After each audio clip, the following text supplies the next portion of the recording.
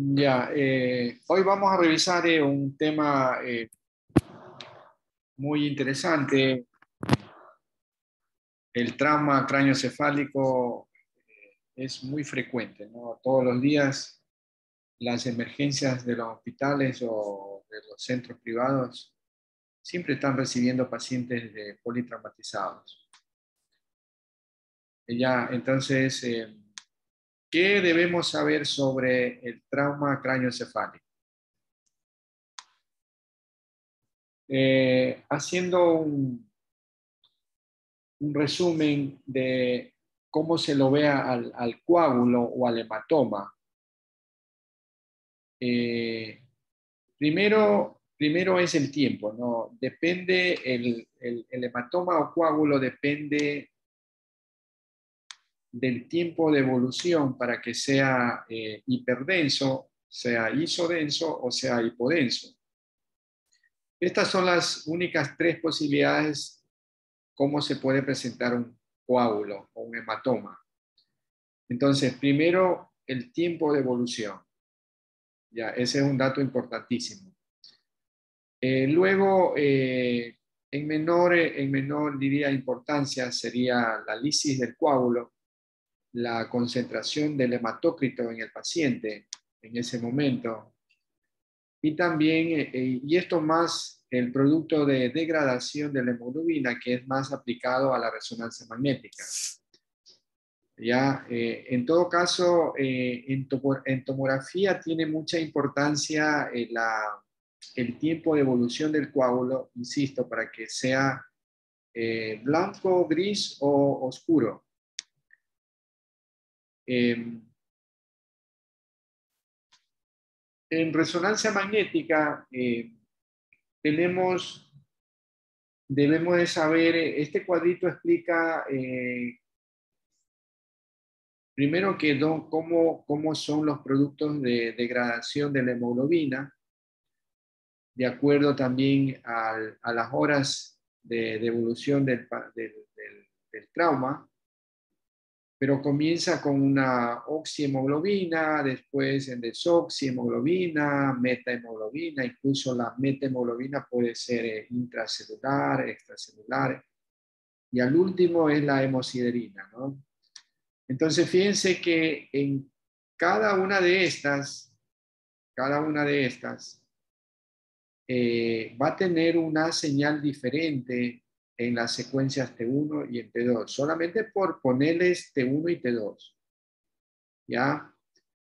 Entonces, es importante saberse estas señales que puede producir el coágulo, ¿no? Eso implica de que es un poquito engorroso determinar un hematoma, o sea, o al menos cuando es un sangrado intraparenquimatoso focal, muchas veces se puede confundir. Si no tienes presente estas señales, a veces puede uno confundirse con tumor o con alguna otra lesión, ¿ya? Entonces, la hemoglobina, los productos, insisto, ¿no? Los productos de degradación de hemoglobina tienen que ver mucho para la resonancia magnética. Ok, ahora, ¿qué métodos de diagnósticos tenemos para un trauma craneoencefálico? Siempre va a ser la tomografía, ¿no? La tomografía resuelve, yo diría que el 100% de los casos, ¿no? Eh, Resonancia magnética en trauma craneoencefálico, muy poco interés, muy poco, salvo en unos días posterior de la evolución del paciente, que puede ser utilizada la resonancia magnética, sobre todo para diagnosticar lo que se llama la función axonal difusa. Ahí sí tiene importancia la resonancia magnética, pero de ahí la tomografía será el estudio de elección y el único que nos da mayor información, ¿no? Ya que valora la parte ósea y también valora al encéfalo, ¿no es cierto? ¿Y qué es lo que buscamos en un trauma craneoencefálico? Buscamos sangrados, buscamos hematomas, buscamos hernias, buscamos fracturas, neumoencéfalos. etcétera, ¿no? Cuerpos extraños a veces. Entonces eso la tomografía lo ve muy bien. Ya, en el trauma, esta es una clasificación también vieja, pero es muy práctica. La divide en lesiones primarias, lesiones secundarias y complicaciones del trauma craneoencefálico. Ya, y en las primarias, en todas estas lesiones primarias van a ser todo lo que es inmediato, ¿no? Fracturas, hematomas, neumoencéfalos, contusiones, incluso las mismas lesiones axonales difusas, ¿no? Como lesión primaria. Y lesiones secundarias vienen a ser las hernias encefálicas, los infartos sobre todo, ¿no? Y el edema, aunque el edema puede ocurrir, se lo puede también considerar como una lesión primaria, ¿no? Por ejemplo, en una contusión, las contusiones hemorrágicas siempre se acompañan de edema. Entonces, bueno, esto también lo podemos ver. Y el edema también puede desarrollarse post-trauma, ¿no? Que muchas veces terminan haciendo craniostomía, una ventana ósea para descomprimir el encéfalo. Ya, y las complicaciones serían esas, accesos, hidrocefalias,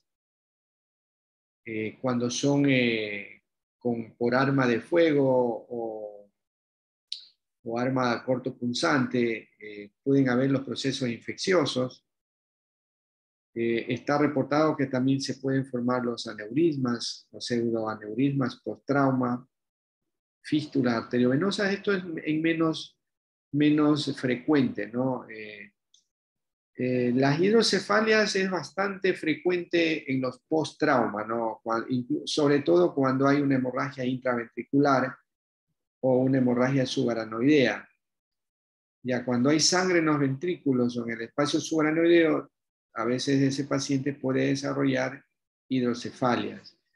Y los accesos, lógicos, ¿no? Cuando es una fractura expuesta eh, por algún elemento cortopunzante o arma de fuego, ¿no? Entonces ahí puedes tener formaciones de accesos.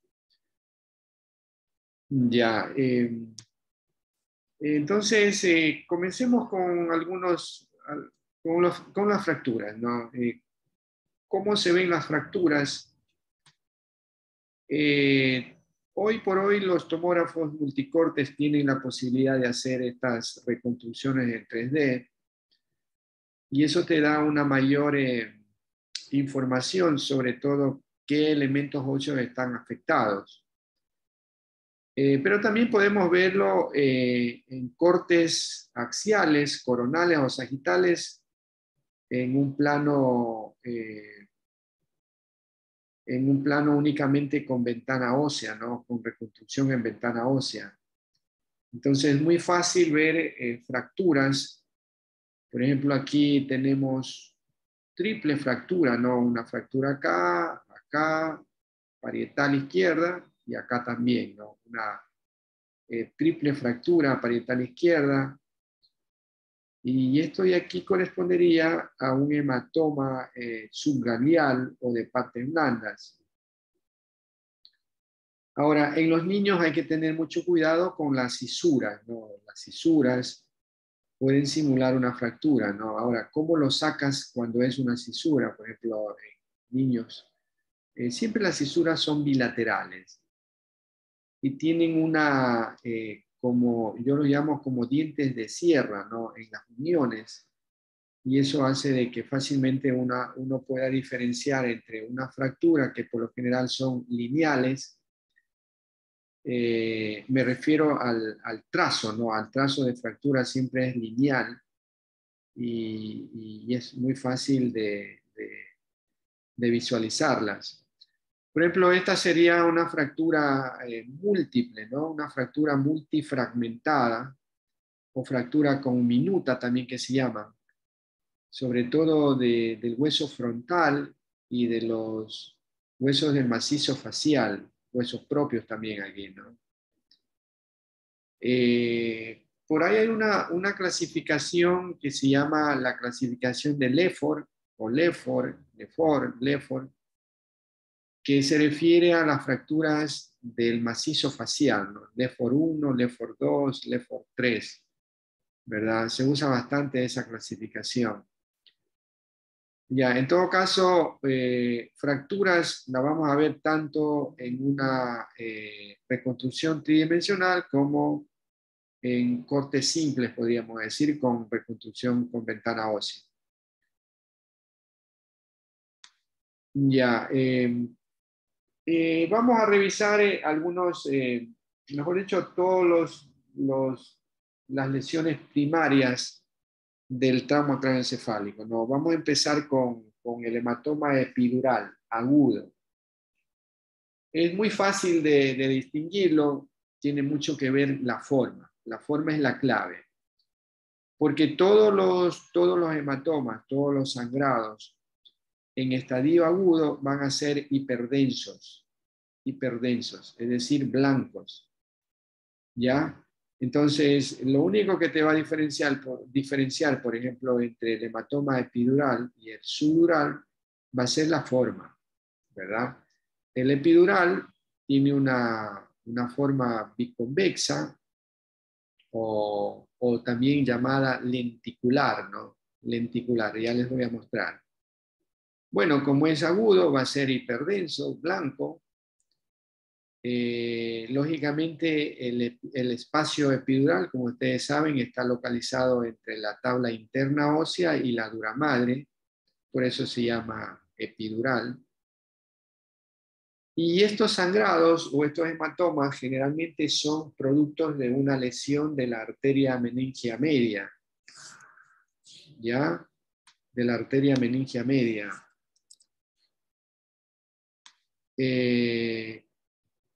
Por lo tanto, el sangrado del hematoma epidural sería un sangrado arterial, ¿no? Un sangrado arterial. Y en teoría sería un hematoma que se forma muy rápidamente, ¿no? Por el mismo hecho de que es un sangrado arterial. Correcto. Ya, ahí tienen los ejemplos de un hematoma epidural.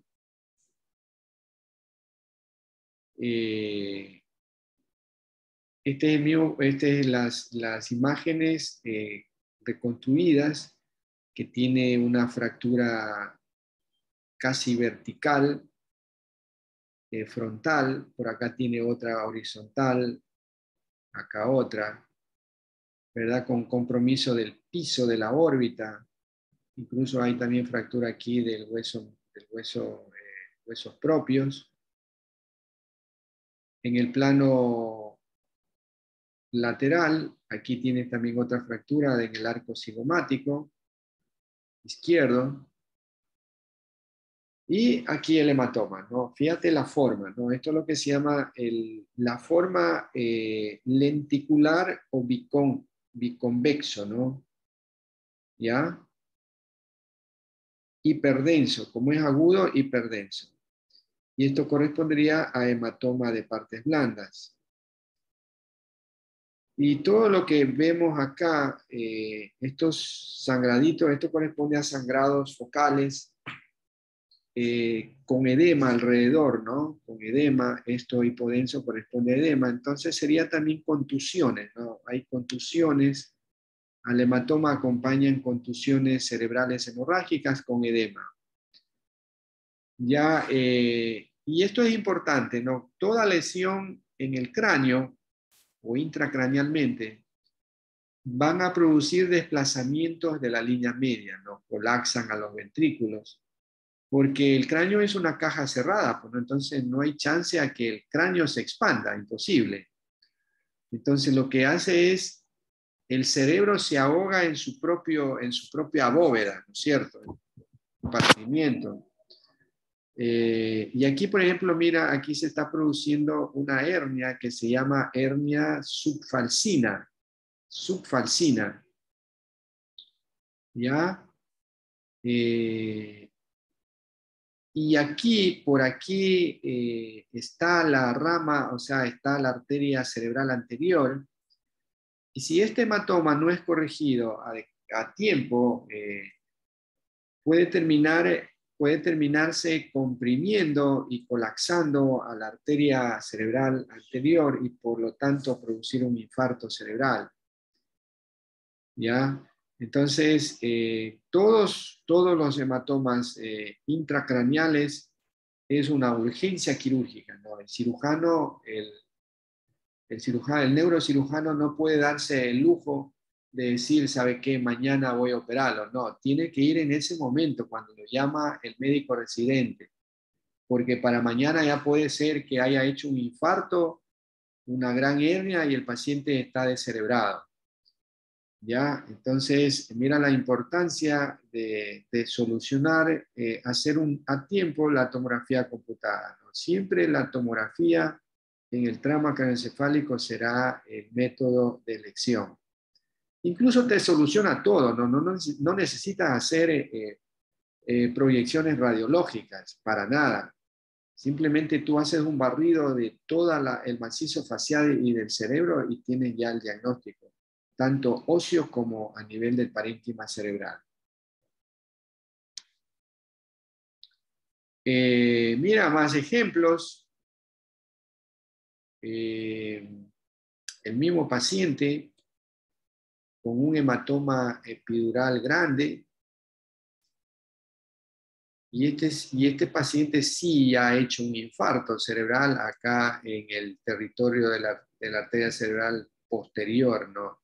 Izquierda, fíjate, ¿no? Un gran infarto, seguramente se colapsó las arterias y bueno, se produjo el infarto, ¿no? Y esto se ha producido porque no fue solucionado a tiempo, ¿no? Mira que hay prácticamente no ves mesencéfalo. Las cisternas perimesencefálicas están comprimidas por el gran edema, ¿no? El gran desplazamiento que ha producido este hematoma grande. Hay desplazamiento de la línea media, colapso de los ventrículos, ¿no? En fin, un caso complicado para el paciente, ¿no? Ya está infartado.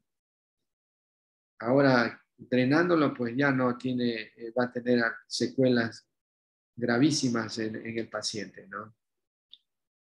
Esto es lo que se debe evitar al máximo. Bueno, tres ejemplos diferentes. El trauma craneoencefálico también puede producir hemorragia subaranoidea postraumática, como es el caso de este corte tomográfico axial, donde vemos un hematoma epidural temporal derecho, donde vemos sangrado, estos son los pedúnculos cerebrales, entonces tiene sangrados en las cisternas peripedunculares, ¿verdad? Acá también en la silviana, acá también hay en la tienda del cerebelo. Entonces, y acá en el lóbulo frontal, en la región fronto-basal izquierda, existen imágenes, o sea, sangrados focales que en relación a contusiones. Las contusiones generalmente son mucho más frecuentes en los lóbulos frontales y temporales, ¿no? ¿Por qué razón? Porque la superficie del encéfalo se golpea contra la tabla interna, contra las prominencias óseas de la tabla interna, y eso hace de que se produzcan esos sangrados, ¿no? Es poco usual ver contusiones en los lóbulos frontales, perdón, en los lóbulos occipitales o en el cerebelo. Ya, acá tenemos otro hematoma también con carácter epidural. Y acá otro paciente con un hematoma epidural. Mira la forma del epidural, la forma. Ya, ¿cómo lo vemos al subdural? Lo único que cambia es la forma, ¿no? Va a ser de semiluna. Algunos libros lo ponen como hoz de trigo, ¿no? Hoz de cortar trigo también puede ser, ¿no? O simplemente semiluna, forma semilunar. Como es agudo, va a ser también hiperdenso.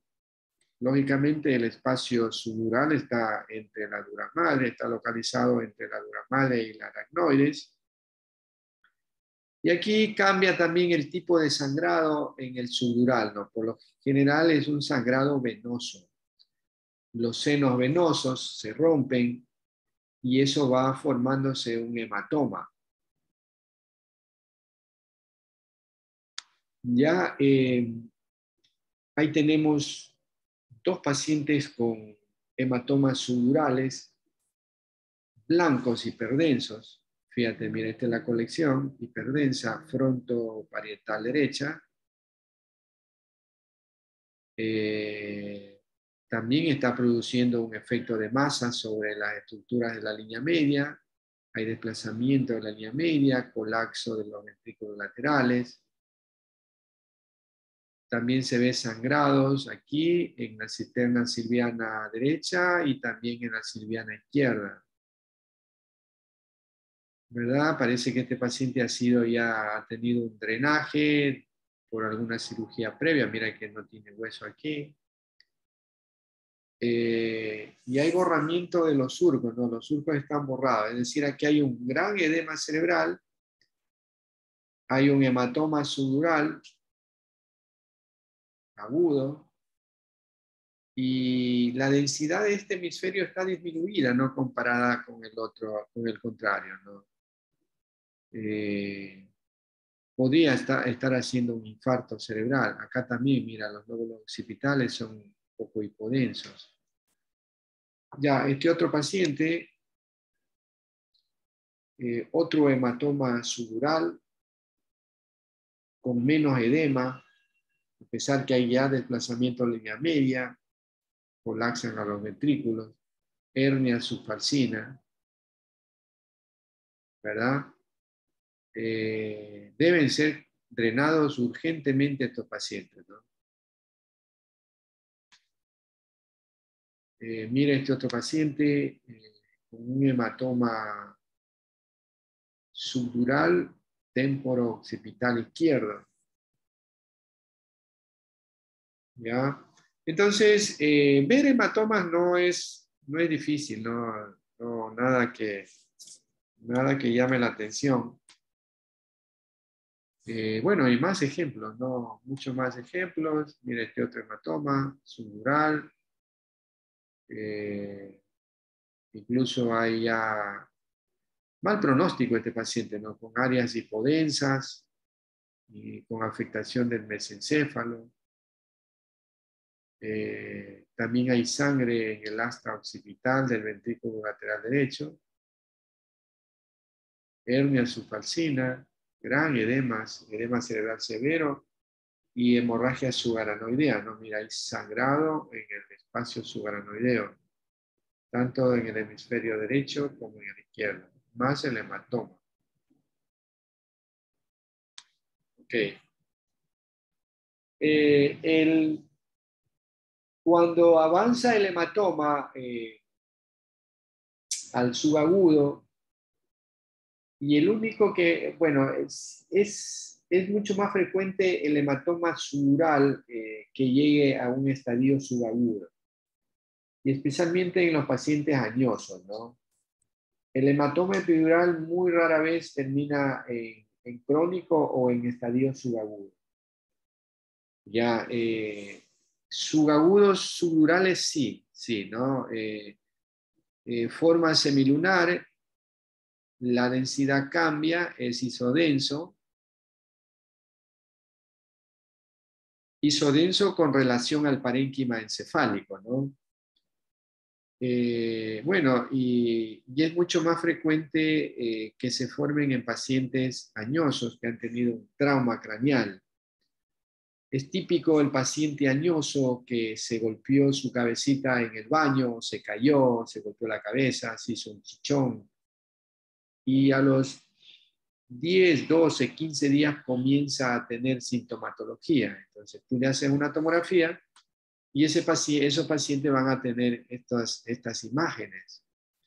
Mira, aquí hay dos cortes tomográficos simples a nivel de los ventrículos laterales. El uno muestra aquí una colección, mira, isodensa, ¿no? Si tú lo comparas, esta colección con la sustancia gris, es bastante parecida. Lo único que llama la atención aquí es que en este hemisferio no hay surcos. Hay una asimetría de los ventrículos laterales. Y claro, aquí se ve una imagen con carácter sudural, con forma de semiluna, ¿no? Que es muy diferente a por ejemplo, a la sustancia blanca. ¿Ya? Y que hay que pensar en un hematoma sudural subagudo. Este de acá, otro paciente, tiene otro hematoma,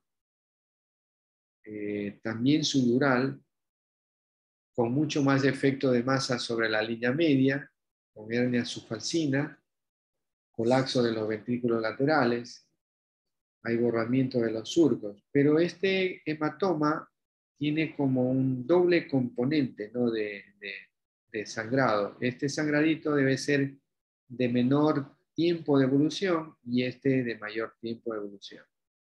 Por eso ves como doble densidad. Pero es el mismo hematoma, ¿no?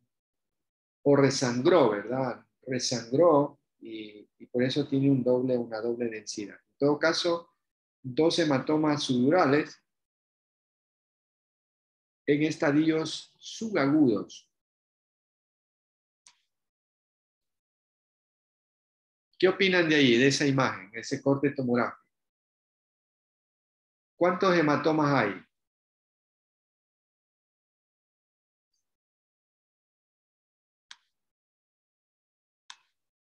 ¿Ah? Hay dos, doctor. ¿Perdón? Hay dos. Dos. Sí, en ambos hemisferios, ¿no? Es que no se escucha bien. Ah, sí, hay dos hematomas, ¿no? En ambos hemisferios cerebrales. Tiene dos hematomas subagudos, mira. Derecho, izquierdo. Difícil de ver, ¿no? ¿Cómo lo sacas? Sí, hay una sutil diferencia entre el hematoma, el coágulo en estadio subagudo y la sustancia gris. Lo otro es que hay borramiento de los surcos. Infarto no es, ¿no es cierto? Que también producen los infartos, el borramiento de los surcos. El edema también produce borramiento de los surcos. Pero infarto no es, no hay cómo pensar en infarto, edema. Entonces, el hematoma ha producido un borramiento de los surcos y no se desplaza la línea media porque hay dos, ¿no? Como que se equilibran las fuerzas entre los dos, a pesar que el derecho es mucho más de mayor tamaño, ¿ya? Ahora, cuando uno tiene duda, cuando el paciente, por ejemplo, cuando el hematoma, este es un hematoma muy claro, ¿no? Se lo ve muy claramente, pero hay veces que son hematomas laminares, pequeñitos, que cuesta verlos en la tomografía, entonces se puede hacer tomografía contrastada o resonancia magnética. La resonancia magnética sí no se puede escapar un hematoma, ya es mucho más sensible. Ojo, no, en el trauma craneoencefálico no se utiliza el contraste intravenoso, solo, por ejemplo, en este caso, para confirmar, estar seguros, el tamaño, hasta qué lóbulos afecta, bueno, se puede poner contraste intravenoso. De ahí la tomografía simple es suficiente. Mira, este es un hematoma por resonancia magnética.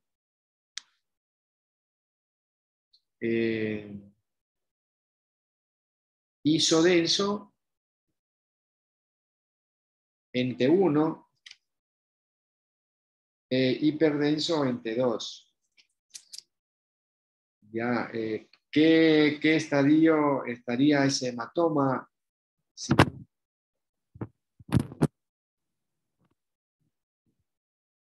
estaría más o menos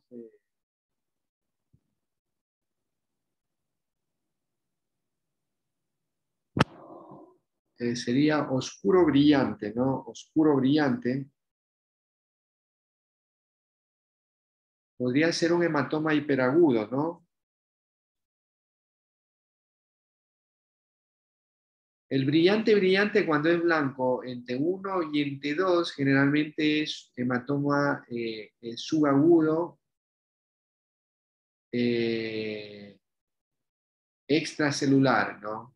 Blanco blanco, subagudo tardío lo que se llama.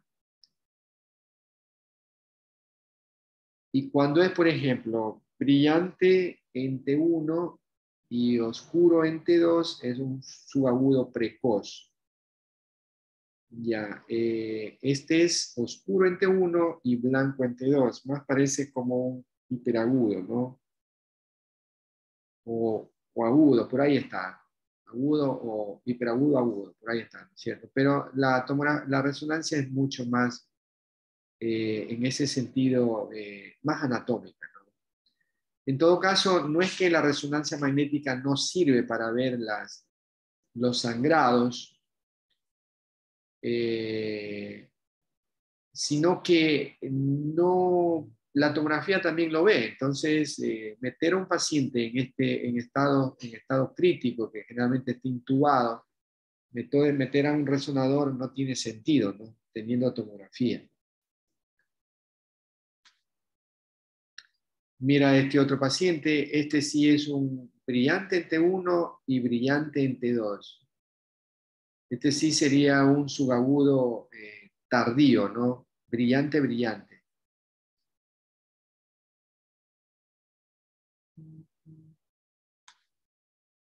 Ya, los crónicos, muy rara vez un hematoma puede evolucionar a crónico, ¿no? Es decir, que ese paciente no desarrolló mayor sintomatología, no fue drenado su hematoma y puede terminar en crónico.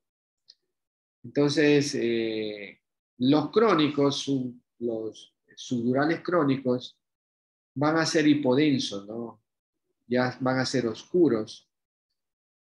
Y estos hematomas desarrollan incluso el subagudo puede desarrollar o puede formar como una cápsula o una membrana que recubre al hematoma.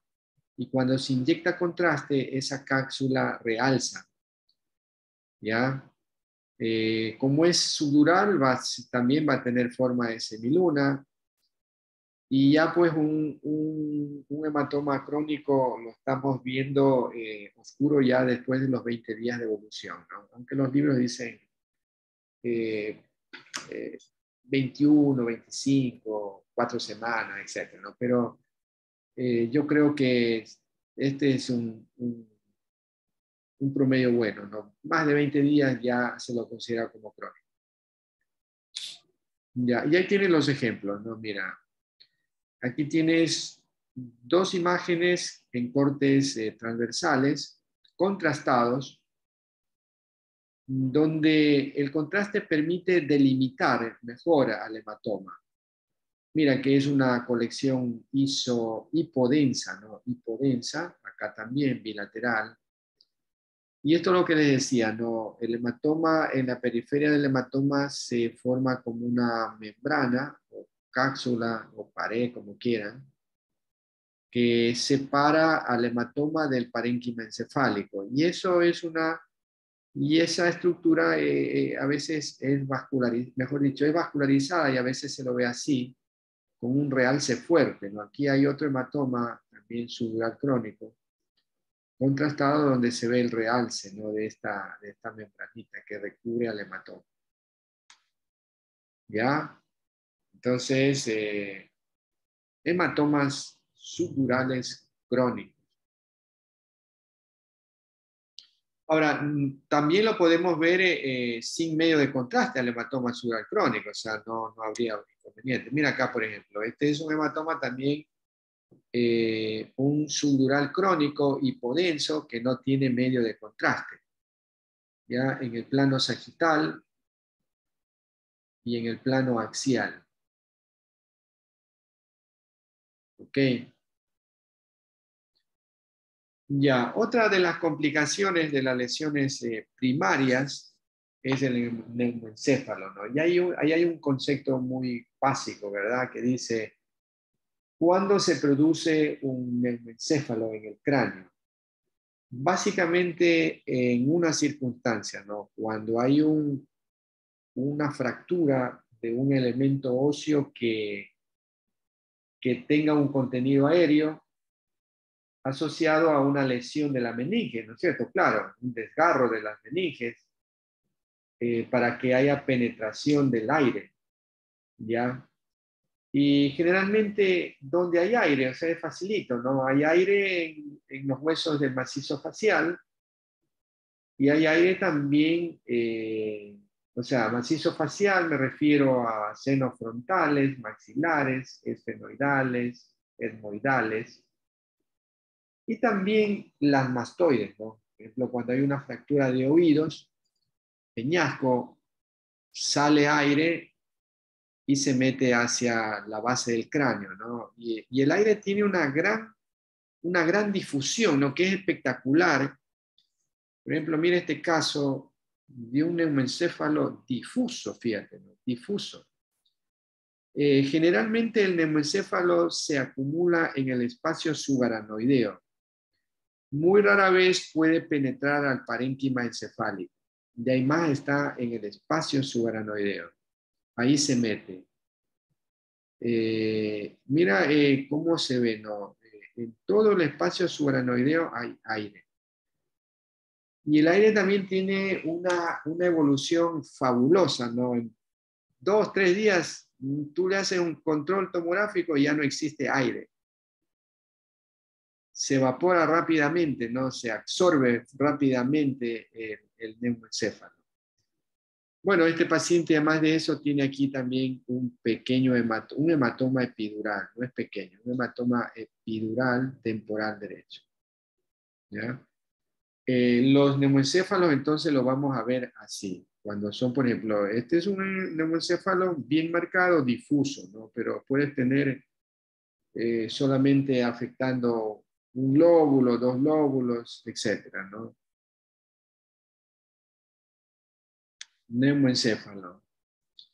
Ya, esta lesión primaria es un poco una de las de peor pronóstico que tiene el paciente, porque tú, por ejemplo, al hematoma sudural, al hematoma epidural o a una contusión hemorrágica grande, tú lo drenas y si lo drenaste a tiempo,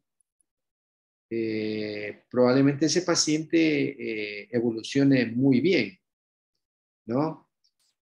En cambio que esta enfermedad, esta complicación, perdón, esta lesión, bueno, esta lesión primaria del trauma craneoencefálico, estos pacientes están en un estado muy crítico, ¿no? Muy crítico, están intubados con un estado de conciencia pésima, un Glasgow 15/15, con signos a veces de decorticación, ¿no? Muy complicado su parte clínica. Y uno a veces se pregunta por qué razón lesiones tan pequeñas lo tienen al paciente tan ponchado, no en un estado tan crítico. Es porque estas lesiones axonales difusas también se las llaman lesiones por cizallamiento, ¿no?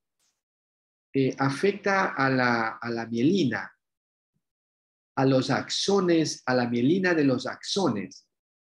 Entonces, al estar lesionado la mielina de los axones, no hay conexión entre neurona y neurona, entonces estos pacientes están en un estado crítico grave, ¿no? Grave.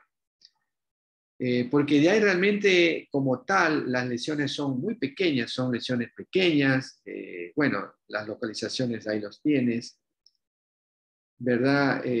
No son pues hematomas grandes como para operar, ¿no? Pero el hecho de que afecta a la mielina de los axones, a la sustancia blanca, entonces produce una sintomatología muy grave en el paciente. Y aquí sí está indicada la resonancia magnética, ¿ya? Porque la tomografía computada, pasado 24, 48 horas, quizás 72 horas, esos pequeños sangrados se pierden en la tomografía y no son visibles fácilmente, no se hacen visibles fácilmente. En cambio, ahí sí la resonancia tiene su elección para hacerle a ese paciente resonancia magnética, ¿no? Vamos a ver algunos ejemplos por tomografía en las primeras horas de evolución. Serían así, ¿no? Realmente lesiones muy pequeñas, lesiones focales hemorrágicas. Los libros dicen que son como hemorragias petequiales, ¿no? Muy pequeñitas, a pesar que esta ya tiene un mayor tamaño. ¿Eh? El mismo paciente en un corte este a nivel del tercer ventrículo, este un poquito más hacia arriba, ventrículos laterales, donde vemos estas pequeñas lesiones puntiformes hemorrágicas, ¿no? Acá en el plano sagital, donde mejor se ven, fíjate, estos pequeños sangrados. Acá lo mismo en el tálamo, por ejemplo. Entonces, cuando uno encuentra este tipo de lesiones y el paciente está en un estado crítico, uno dice, eso es una lesión axonal difusa. Ya, el mismo paciente mira con resonancia magnética en secuencia FLAIR, donde vemos los sangrados petequiales, pequeños sangrados con edema. Esto es edema, ¿no? Edema, acá y por acá hay otra lesión. Incluso por aquí hay un pequeño hematoma laminar occipital derecho. Mira estas lesiones. Siempre van a estar localizadas en la sustancia blanca, ¿no?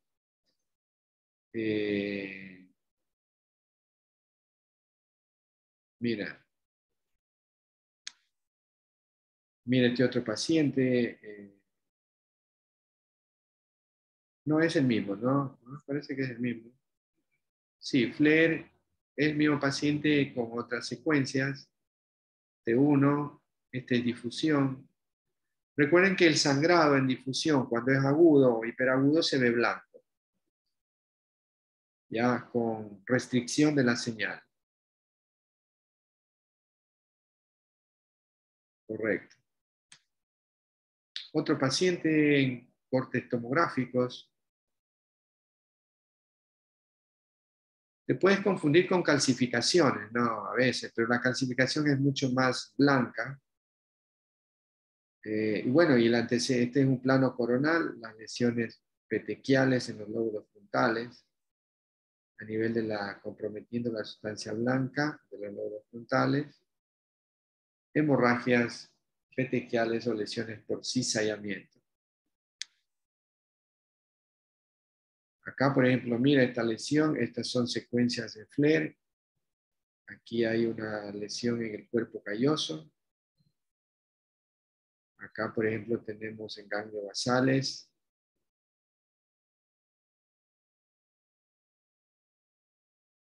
Acá, mira. Entonces, estas pequeñas lesiones en la tomografía a veces no se las ve. Y creo que no es el mío. Creo que sí, es el mío paciente. No estoy seguro. Ok. Otra complicación del trauma craneoencefálico son las famosas contusiones, ¿no? Contusiones hemorrágicas.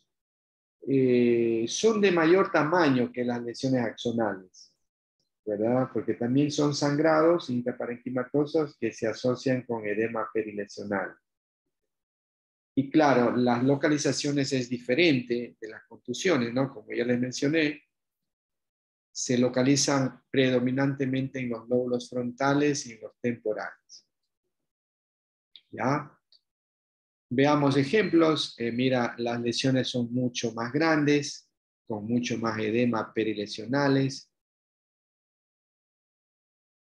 Acá creo que este es el mismo paciente que el de acá, sino que es un corte axial aquí y aquí en un plano reconstruido sagitalmente, ¿no? Donde vemos aquí las contusiones. Acá, por ejemplo, tenemos una hemorragia subaranoidea, mira, sangre en los surcos.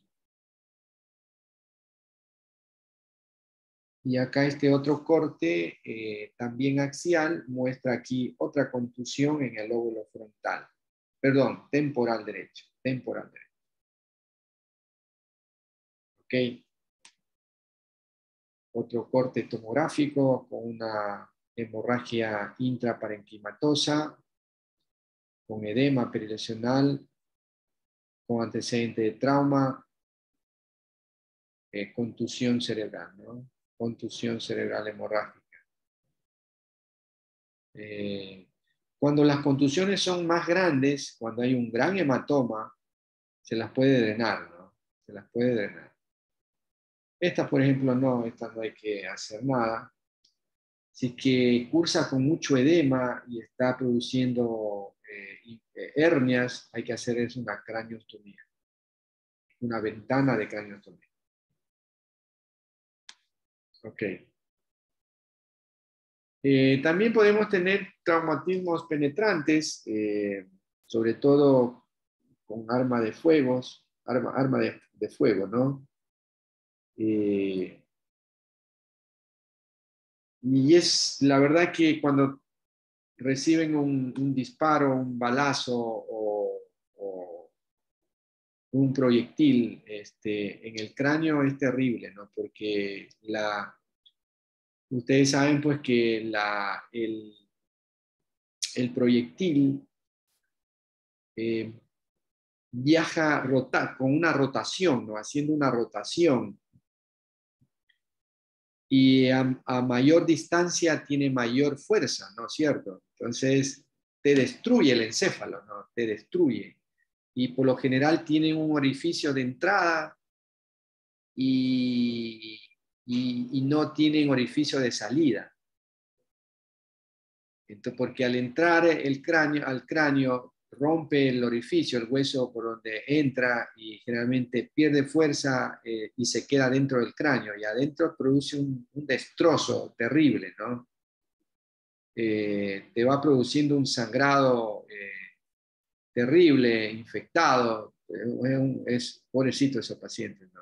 Quedan cuando se salvan, logran salvarse, quedan como con secuelas muy graves, ¿no? Hacen accesos, meningitis, ventriculitis, etcétera, ¿no?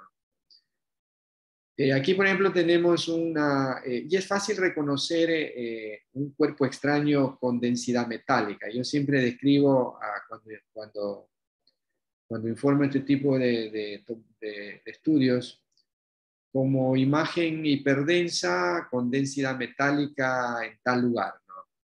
Y produce estos artificios, ¿no? Como rayos de sol, ¿ve? Eso significa que es metal. Es fácil, ¿no? Por ejemplo, este proyectil está alojado acá en la fosa posterior, parece, o occipital, ¿no? Ahí está. Y este paciente tenía un orificio de entrada por el globo ocular y quedó el proyectil quedó alojado hacia atrás.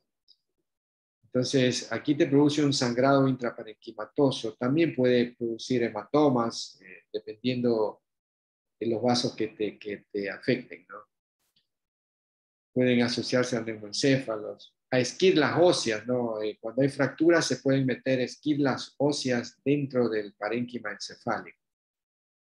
Las esquirlas óseas no producen este tipo de artificio, ¿no? No tienen por qué. Ya. Y esto sería ya las complicaciones del trauma craneoencefálico, como por ejemplo el acceso, ¿no? El acceso cerebral, pues, va a ser, se lo va a ver muy similar a cualquier acceso de otras partes del cuerpo, ¿no? Por ejemplo, con el acceso hepático es muy similar. Y así se van a ver los accesos, ¿no? Como imágenes hipodensas en los cortes simples. Y cuando metes contraste, siempre van a tener una cápsula realzada.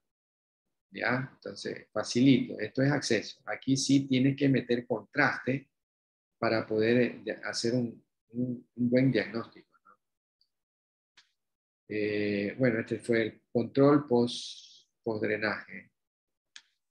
Mira, este acceso por resonancia magnética, T1, T2, FLAIR, difusión, ADC y T1 contrastada. Recuerden que las difusiones, mira, el acceso en difusión restringe la señal, es hiperintenso, ¿no? No, recuerdan que yo cuando vimos enfermedad cerebrovascular les había comentado que todo lo que brilla, si bien es cierto, lo primero pensar en isquemia aguda o hiperaguda, pero también hay otras lesiones que también brillan en difusión. Por ejemplo, uno de ellos aquí, el acceso. Ya vimos también la sangre aguda. Ojo, te puedo poner en el examen nombre 5 causas de restricción de la señal en difusión y ahí tienes, ¿no? Para poner. Ya, entonces, acceso cerebral. Mira, otro acceso muy parecido al primero, tomográficamente, simple y contrastado. Todo esto es edema, ¿no? Todo esto corresponde al edema que produce. Un edema digitiforme produce el acceso, mira, de sustancia blanca. Ok. Las ventriculitis, los procesos infecciosos, tienes que hacer estudios contrastados. A veces se forma pus en los ventrículos. Y ahí la clave es básicamente tres cosas, ¿no? Primero, que los ventrículos se dilatan. Segundo, con el contraste hay un realce de las paredes ventriculares. ¿Ya? Y tercero, hay edema, hay borramiento de los surcos. Y cuarto, podríamos decir, hay también disminución de la densidad en la sustancia blanca periventricular. ¿Ve? Esta sustancia blanca es muy hipodensa, ¿no? Entonces las ventriculitis son procesos infecciosos. Hidrocefalias, para que se produzca una hidrocefalia, ya comentamos, tiene que haber previamente habido una hemorragia intraventricular, una hemorragia subarachnoidea o algún proceso infeccioso, ¿no? Tipo ventriculitis, por ejemplo. Ya, mira, las hidrocefalias, este paciente se le ha hecho craniotomía. Y mira, y esta zona hipodensa, estas hipodensidades que veíamos acá, es producto, porque es bastante simétrico, mira, simétrico y bilateral. Es producto de un trasudado de líquido cefalorraquídeo que atraviesa el epéndimo y se acumula en la sustancia blanca. Ya, realmente esto sería edema, ¿no? Por la misma hidrocefalia. En todo caso, las hidrocefalias, pues es fácil verlas en tomografía o en resonancia magnética. Revisemos algunos casos. A ver, ustedes van a explicar. Vamos con ese rapidito. A ver, chicos. Sería un hematoma subdural, doctor. Hematoma. Subdural. Ya, cuando yo les tome el examen y les ponga un hematoma, ustedes tienen que poner nombre y apellido. Nombre y apellido. Por ejemplo, aquí el diagnóstico de este paciente, la respuesta correcta sería hematoma subdural en estadio agudo. Bueno, aunque no me pongas la región, pero en estadio agudo, porque si tú me pones hematoma subdural, tú pierdes el punto. Lo escucharon bien, ¿no? Tienes que poner siempre nombre y apellido. Hematoma subdural en estadio subagudo. Ese está difícil. Bueno, ¿qué te parece?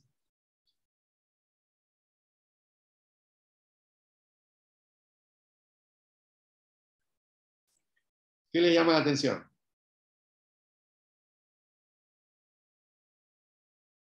La compresión de los ventrículos, doctor.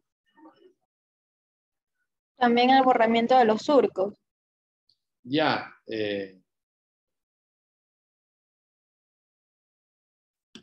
Sí, hay borramiento de los surcos difusos de ambos lados, ¿no? Ambos hemisferios.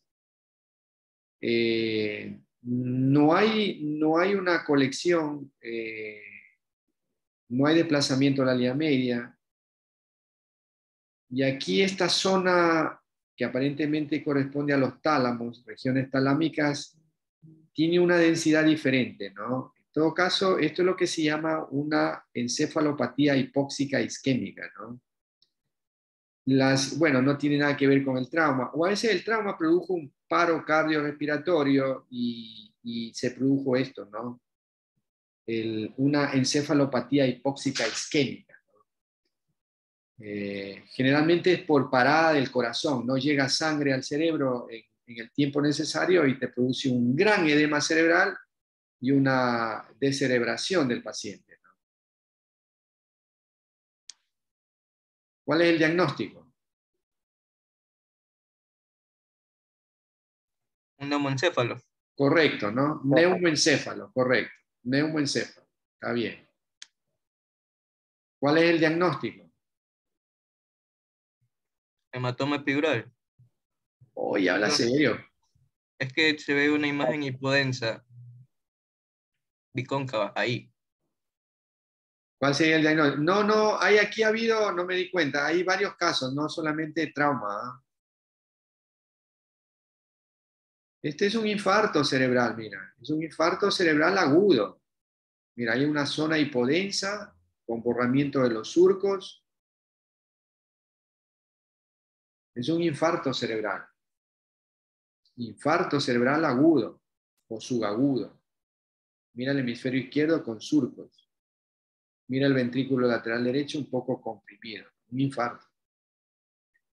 Diagnóstico.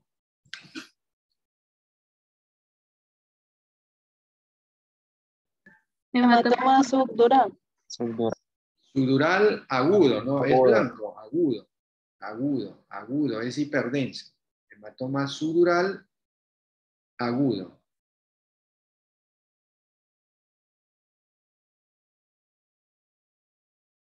Ya. Difusión. Eso es un acceso, doctor. Acceso, correcto.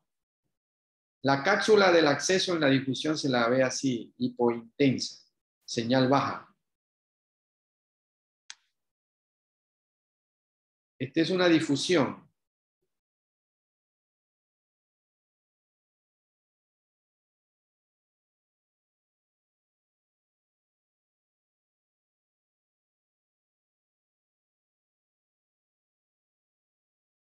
Hidrocefalia.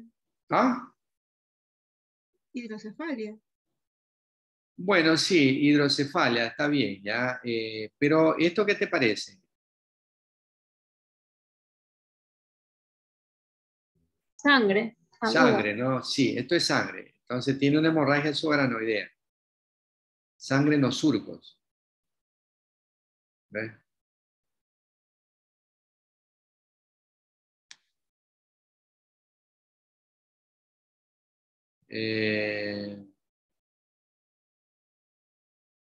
No, esta no.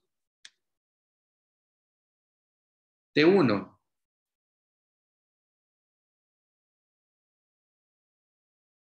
Acceso. No.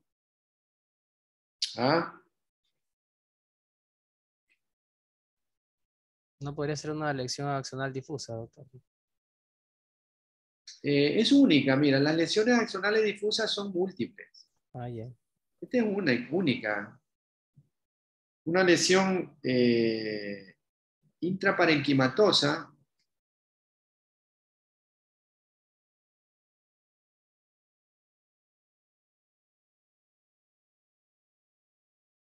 en T1 brillante, ¿no? Cuando uno ve una lesión brillante, hiperintensa en T1, una clave es pensar en sangre. En sangre en estadio generalmente subagudo, precoz o subagudo. En un estadio subagudo, ¿no? El subagudo.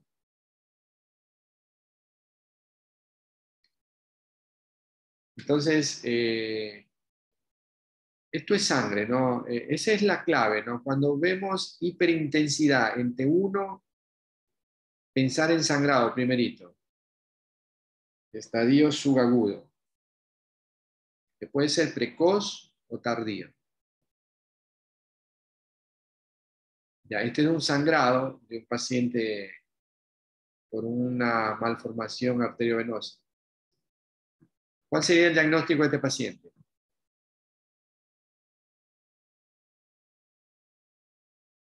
Son contusiones, doctor. Contusiones, no contusiones cerebrales múltiples, correcto, ¿no? Contusiones frontales y temporales.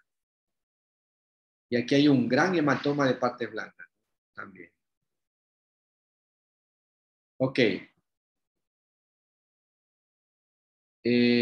Bueno, chicos,